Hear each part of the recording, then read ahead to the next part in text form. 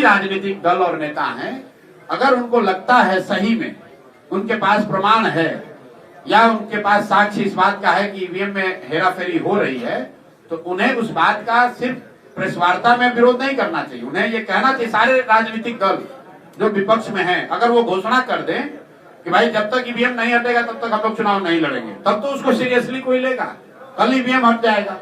लेकिन ऐसा नहीं हो सकता है कि जब चुनाव जीते तो ईवीएम अच्छा है और जब चुनाव हार गए तो कह रहे हैं कि ईवीएम में अब ठीक नहीं है, तब जनता भी इसको सीरियसली नहीं लेगी।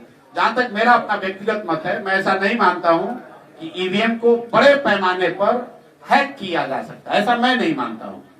ईवीएम बदला जा सकता है, पहले जैसे बक्सा बदलता था वैसे आप ईवीएम बदल सकते हैं।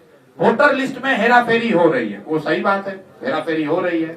चुनाव आयोग भाजपा या केंद्र की सरकार की मदद करता है, तो हम लोग आज से नहीं 4 बरस 5 बरस पहले से कह रहे हैं। शेड्यूलिंग में मदद करता है, वोटर लिस्ट में मदद करता है, उनके प्रचार प्रसार में मदद करता है।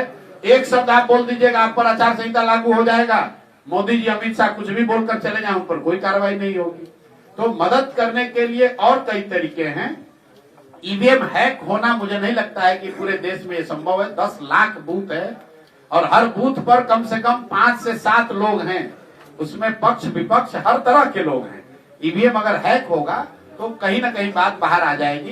एक जो बात लोग चिंता की जरूर कहते हैं कि ऐसा कैसे होता है कि जब भी माल फंक्शन का कोई रिपोर्ट आता है ईवीएम का, तो उसमें से कमल का ही बटन क्यों दबता हुआ दिखता है। आप इसमें कंस्ट्रक्टिव सुझाव चाहते हैं तो इलेक्शन कमीशन जो गलती कर रहा है कि जिस दिन वोट होता है उसमें फॉर्म 17, 18, 19 को उनको जारी करना चाहिए 24 घंटे के अंदर, वो नहीं कर रहे हैं। जब वोटिंग हो जाती है, ईवीएम सील होते समय एक फॉर्म बनता है, फॉर्म 20 जो है वो काउंटिंग के बाद बनता है, 19 वोटिंग के बाद बनता है। तो जब 19 आप जारी नहीं कर रहे हैं तो शाम में बताता है कि 56% वोट हुआ और काउंटिंग हो रहा है 62% का।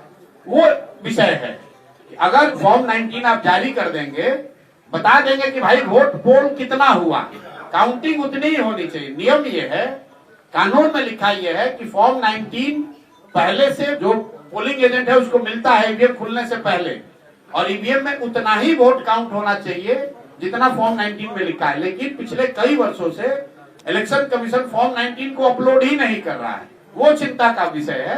हैक करना, मुझे ऐसा नहीं लगता है कि कोई ईवीएम को हैक कर सकता है।